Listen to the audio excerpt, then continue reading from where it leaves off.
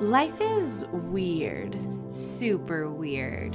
So, what did we decide to do with our fascination for the strange and unusual? We made a podcast about it. This is Weirdify. Now, let's get weird. Hello. Welcome to... Oh. It would help if I turned my mic on to record a podcast. You know what? You gotta start somewhere. And if I gotta do this alone for the first one, that's fine. I'm totally okay with that. I'll just sit here in my monologue Take one for the team, but not today. Today's not that day. Okay, that's good, because we're kind of in this thing together. Yeah, we are. Hi, I'm Amanda. I'm Haley. And this is Weirdify. I didn't know if we were supposed to say that together, but yes, this is Weirdify, our podcast where we talk about weird things. And this episode is brought to you by True Crime, where we're going to talk about some weird murders. Yeah. Thanks for joining us. We hope you enjoy. We're keeping it real light on episode 1, talking about murder and... Yeah, just really light. Really light. Yeah. Just light murder, like appetizer murder. Marshmallows, in a sense. Or feathers, or other light things. Yeah. So, do you want to go first? I want you to go first. You want me to go first? I do. I really want you to go first. No, I really want you to go first. Can we, rock, paper, scissors or something? Oh, gosh. This is turning into a thing. Okay. All right. Haley won, since you guys can't see what happened. Let's say. Okay, so for my murder, I thought I would keep it local. And I am doing the murder-suicide of Rebecca Zahow, or Zahu. I'm not sure how you pronounce her name. I've never heard of this.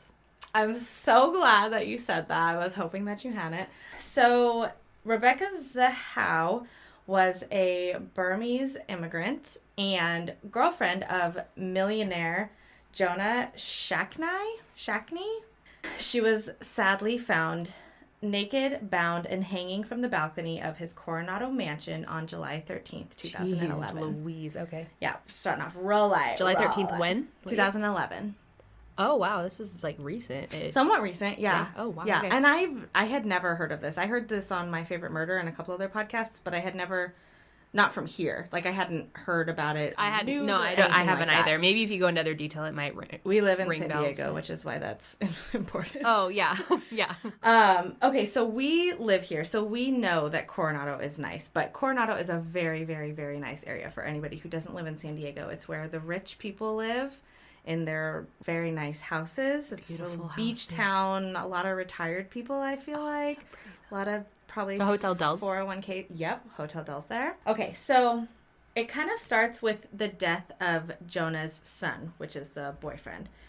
2 days before she is found hanging from this balcony, Jonah's 6-year-old son, Max, fell over the stairs in their home, and Rebecca was the only one home at the time.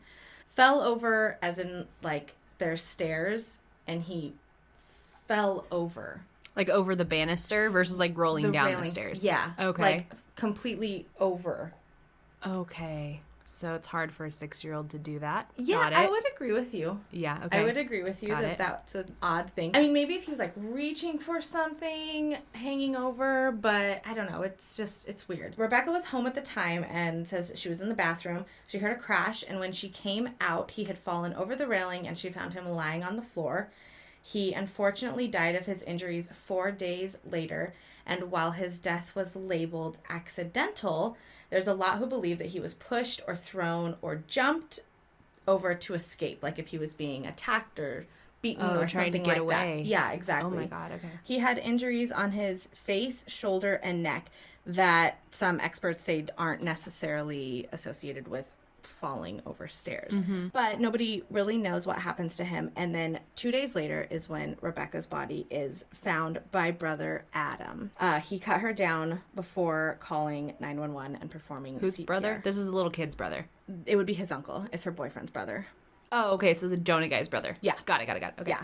This case is really interesting and very weird. And her death, I think the weirdest thing is that her death was ruled suicide. It's still a suicide, which is, I don't know, odd when you look at some of the details. So here's kind of what happened. I guess Jonah wasn't home. He was in the guest house, but his brother Adam was inside the main house. And apparently there's some voicemail or something that she got on her phone about Max, and allegedly this might have been the reason that she killed herself, since he fell over the railing under her care. That's one of the reasons that people think that she might have committed suicide, is and it's that not her kid, right? distraught. It's just the boyfriend's kid. Yeah. Got it. Is that she was just distraught over this kid, because at this point he's in the hospital in critical condition. So apparently Jonah called her, somebody called her saying like, hey, he's in really bad shape, something like that, but nobody can retrieve that message. But allegedly there was a weird message about that. When Rebecca was found, both of her wrists and ankles were bound with very specific nautical knots, which apparently she might have known how to tie from sailing. So did brother Adam. And I just, so the cops did a recreation of how you would tie yourself up like this, and they did it, but it's like, but how likely is it that somebody's gonna tie their arms and their ankles and then hobble over to jump out, be able to put themselves into a noose to hang themselves? And she was naked, which is just kind of an interesting fact. It's like, I don't know, suicide to me seems even a little more far-stretched, only in that, why is she going to take off all of her clothes? And it was in a place where neighbors would be able to see her. Yeah. So she's just going to jump naked over this railing, all bound up, all by herself. Okay. There was a t-shirt that was basically around her neck, double knotted and stuffed in her mouth. There was also a message painted on the door outside of the balcony, which read, "She saved him. Can you save her?" Which nobody really knows what that means. Did it say what it was written in? Just black paint. Okay, I just immediately go to like Chamber of Secrets and it was like written in black. Basilisk paint, yeah. Anyway, continue. Yeah, so weird cryptic message. Nobody really knows what it means. It could be about Max. Are they saying, she saved Max? The other weird thing about that message is if she wrote it as a suicide letter, which is what authorities were saying that it was like a suicide note, she's referring to herself in the third person, which is also really weird. Instead of I saved him, can you save me? It's she saved him, can you save... Do you know what I mean? Yeah. Like, you wouldn't necessarily refer to yourself in the third person. Yeah. I mean, you would, but maybe not. I don't know. Just an interesting tidbit. Yeah. Well, she was foreign too. Did she speak English fluently? Do we know? I don't know for sure, but I would imagine so. Okay. I don't know. I just was curious if maybe she mixed up like pronouns or whatever. I don't know. That's a good thought. Yeah, maybe. It's just interesting. Where my brain went. Also, based off of where the writing was found, the person who painted the message would have probably been about 6 feet tall, but Rebecca was only 5'3". Another really weird tidbit is that Adam, the brother, had looked up Asian bondage porn that night on his phone, and somebody was on her computer in her bedroom at 3 a.m. after all of this happened, after she would have been dead. So somebody was in her room on her computer, and she's just hanging outside the balcony. It's very strange. What did they look up on her computer? I don't know what they looked up on her computer. Okay, I didn't know. But somewhere I read that the brother had looked up Asian bondage before and after all of this had happened, which is just a coincidence because she was Burmese, and a very unfortunate coincidence, frankly. I mean, if he wasn't the one, if it was suicide, just an unfortunate porn search for the evening.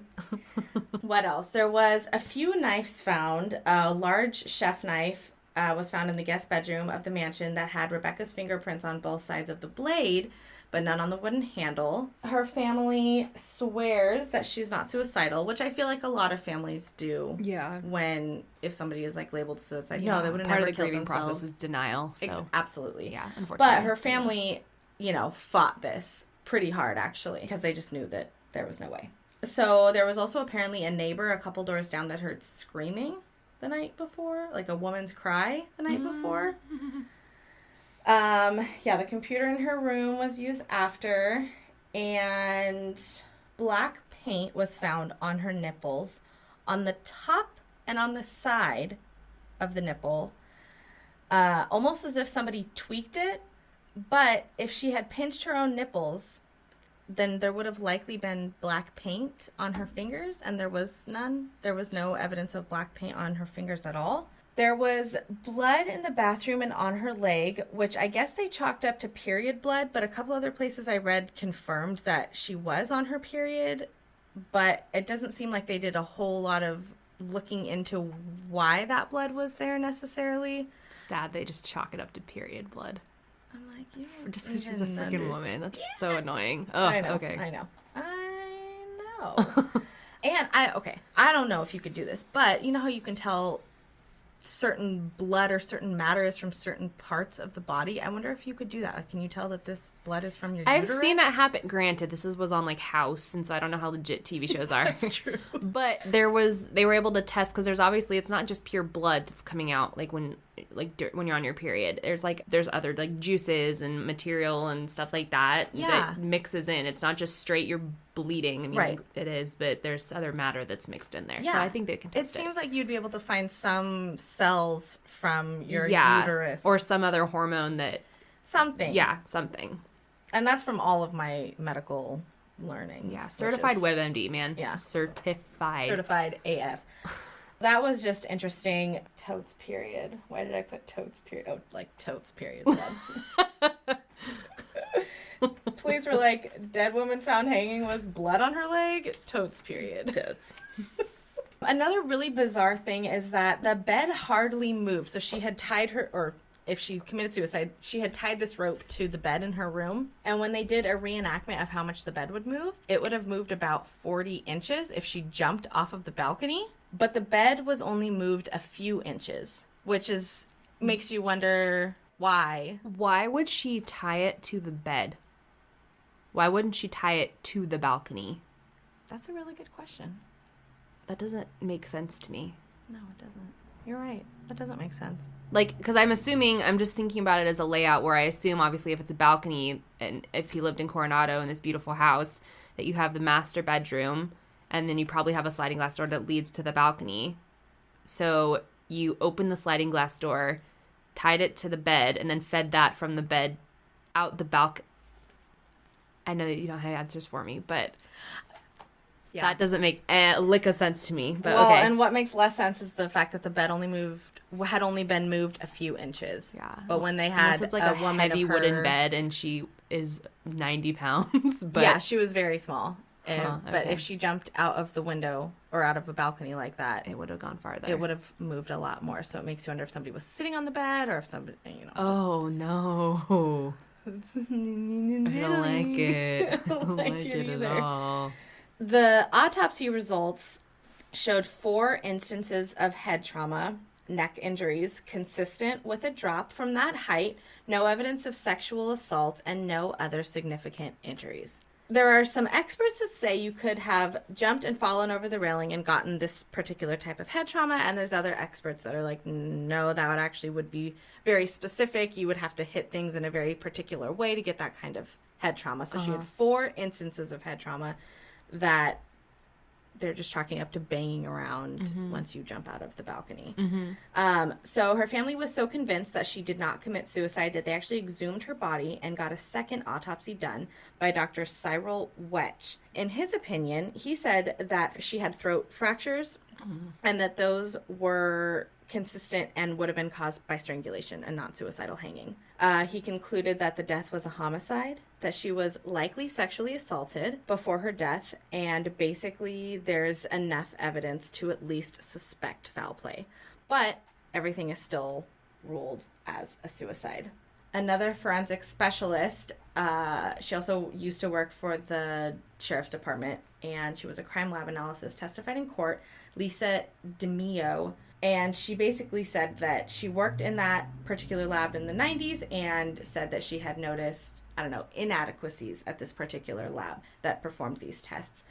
She said she doesn't believe that any of the evidence was mishandled, but that she disagrees that it was a suicide. And then in 2018, this is after her family has fought for all these years to get some sort of justice for their daughter. Right. A civil jury eventually found brother Adam Shacknai, the only other person believed to be in the Coronado mansion that night, liable for her death, awarding the family roughly $5 million, although they settled for only about $600,000. And Adam has always maintained his innocence, and there have been no criminal charges ever filed against him.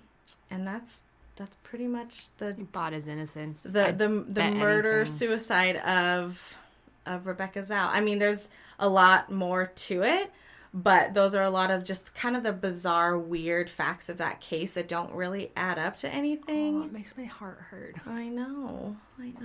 I've never heard of that. I've truly, maybe I just live under a rock, but I hadn't either. I would not be surprised if he bought his innocence. Oh, yeah. No, his brother's a freaking millionaire. Yeah.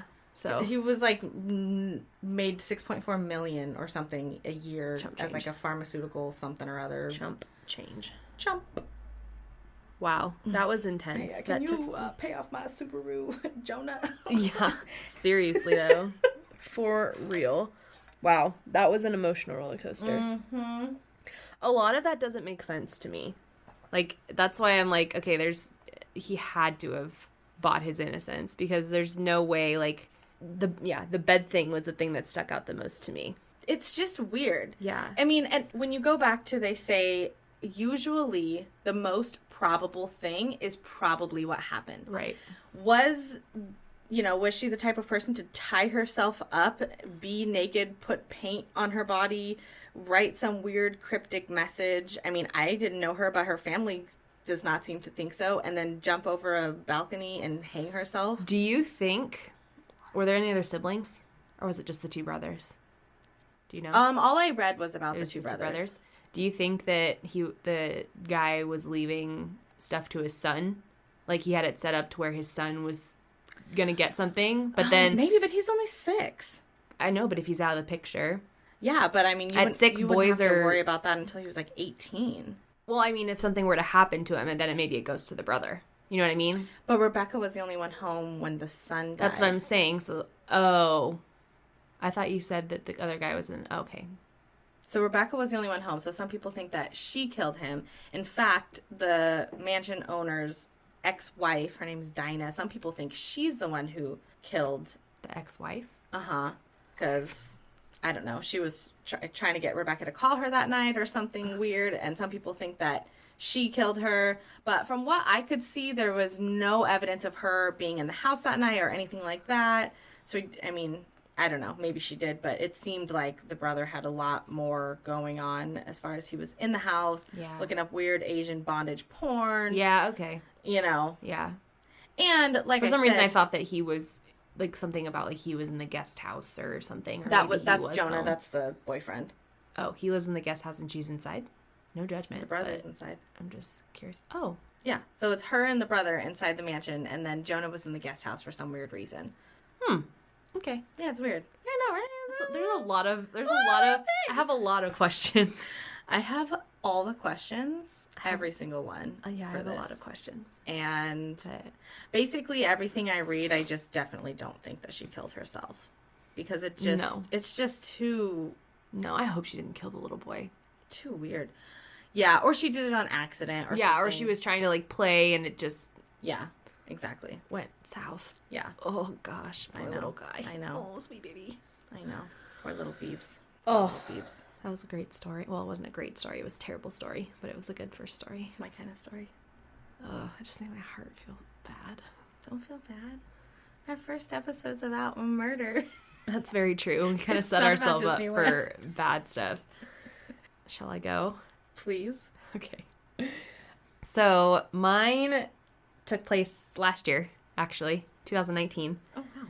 And it's the story of Maria del Carmen Marino. Okay. No, not familiar? Not yet. In October of 2019, the Spanish police were called to an apartment in the city of Castro Urdiales, Cantabria, which is in Spain. It was at the request of a woman who had made an upsetting discovery. We'll rewind back to the beginning of 2019. 61-year-old Maria del Carmen Marino had been seeing Jesus Baranda for approximately 7 years. This is one of where the articles went a little different. Some said that he was her partner. Some said that he was her husband. Regardless, they were together, living together, together for 7 years. Got it. So Jesus Baranda was a 67-year-old former bank worker who had freshly retired in 2018. He was divorced and had children of his own.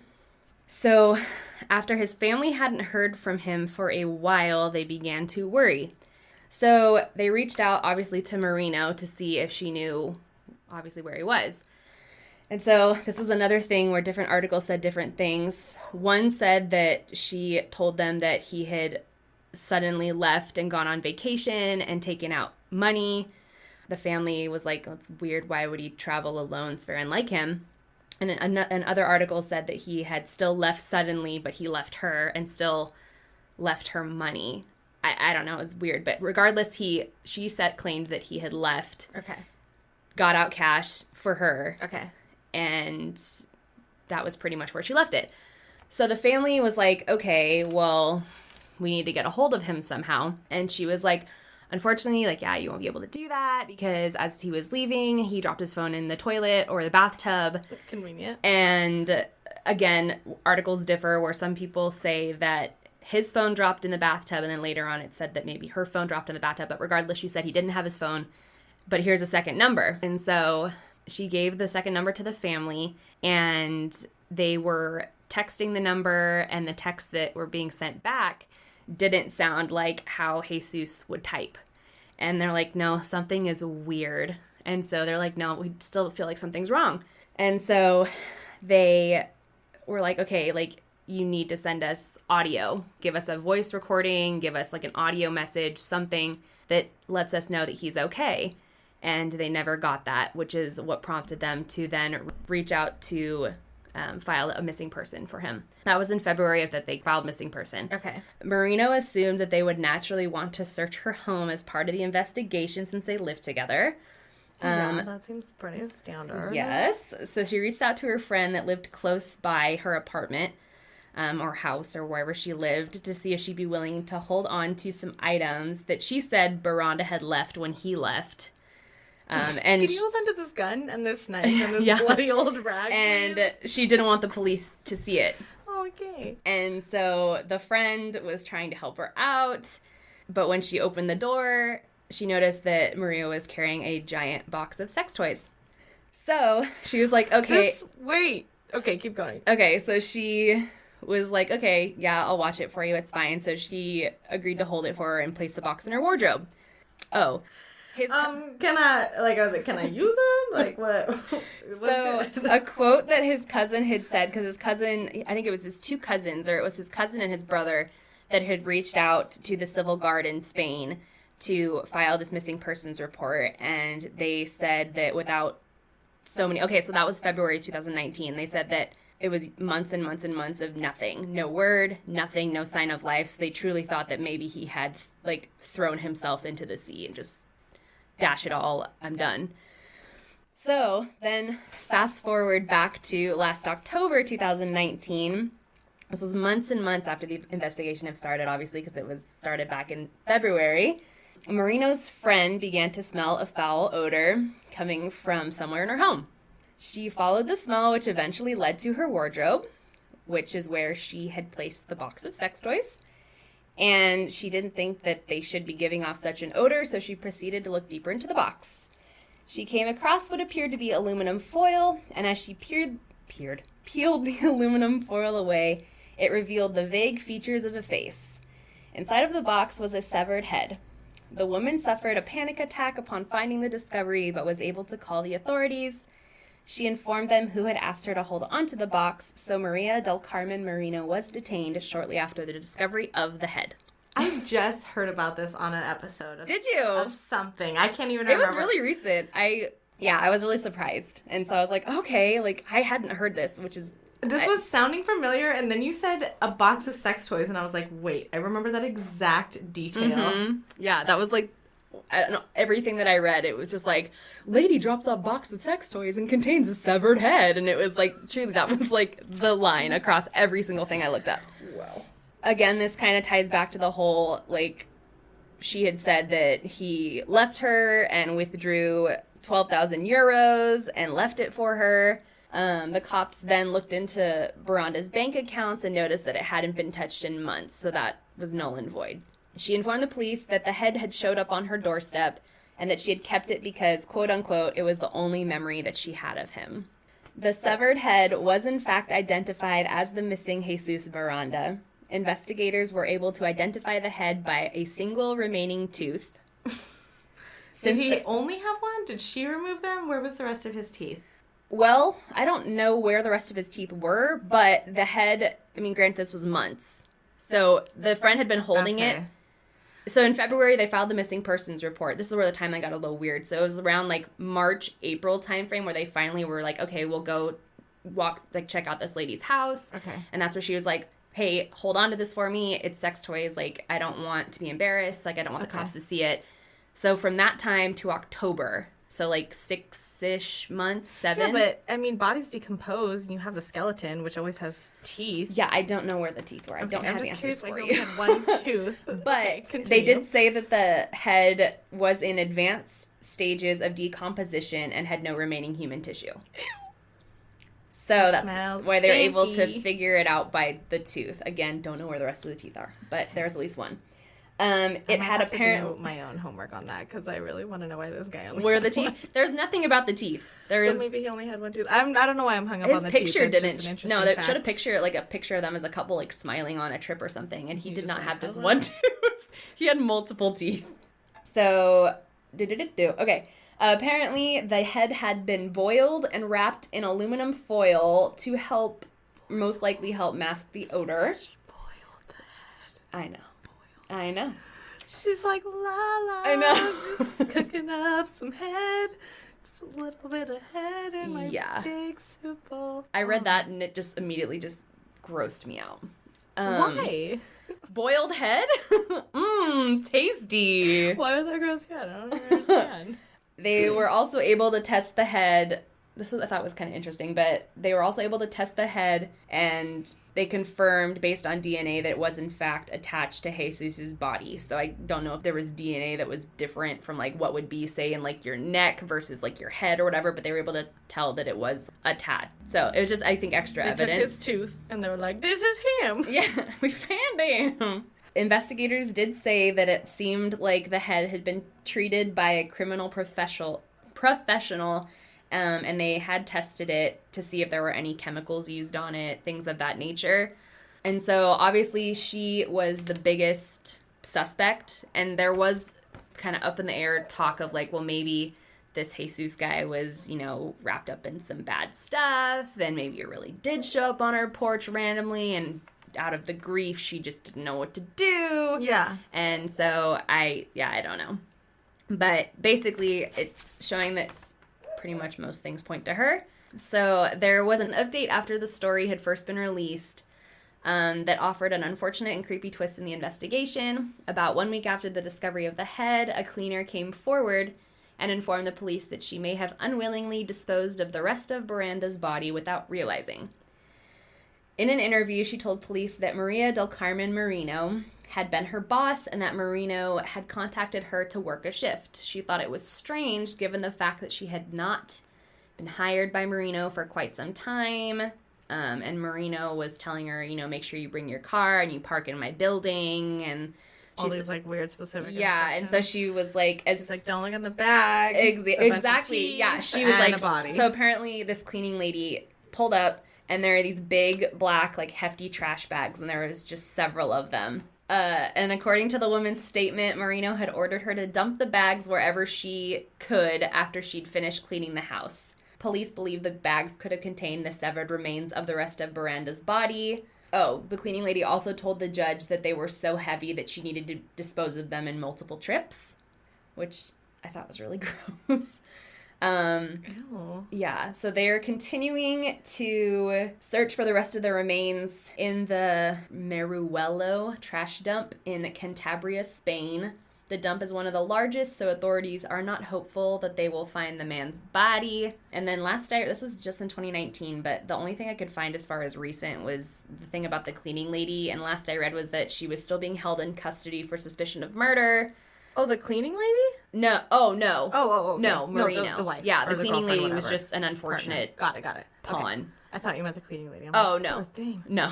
And it said that she came forward, so they didn't, like, hunt her down and find evidence and was like, oh, it leads to this person. She was like, I think I might have accidentally, like, thrown this guy's body away. Gotcha.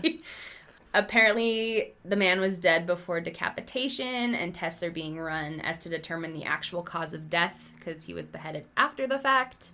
And apparently the friend that Marino had asked to hold the box for her does not want to return to the home because of the discovery and hasn't since. Oh, really? Yeah. Shocking. And that is the story of Maria del Carmen Marino. Boiled head.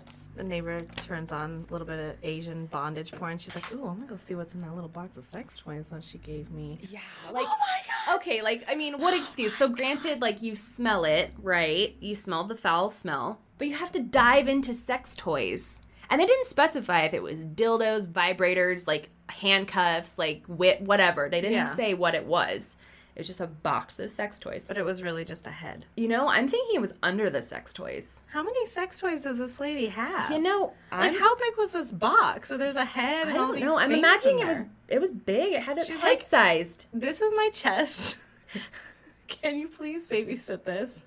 Nothing's been washed in a while, so if it starts to smell, don't be alarmed. Yeah, so I actually don't know. I don't know if there was anything else in the box, or if it was just the head. It seemed like there really was, and it had tried to, like, she tried to hide it underneath of it. I don't know. Like, how do you hide a head in tin foil? A Ted in tin foil? She wrapped it. But I mean... That's what I'm saying. There had to have been something on top of it. Yeah, but a head is like a big ball. You know, so it should just like I don't know. I just have weird picture in my brain of all these dildos around a ball of tin foil. I mean, if it was a lot of... I know, my brain went straight to dildo, too. It's funny, because there's so many other things that are considered, like, sex toys. Just a box of dildos and a head. And then I was reading a whole bunch of stuff on Reddit about this, and everyone was like, oh, that's one way to get head, or, oh, wow, she got some good head. And I was like, you guys are 5-year-olds.